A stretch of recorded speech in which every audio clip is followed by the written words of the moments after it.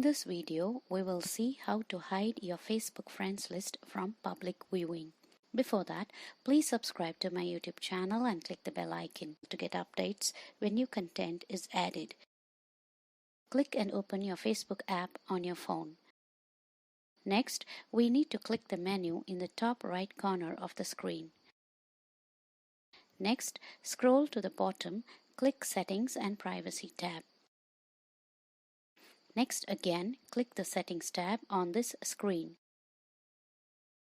Here on the screen, we have lots of options.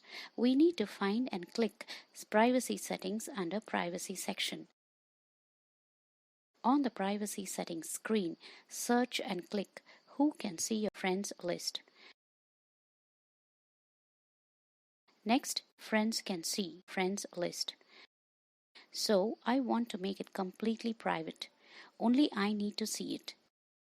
So here we need to click See More option and select Only Me, and done. No one else will be able to view my friends on my Facebook profile. With this, we come to the end of the tutorial video.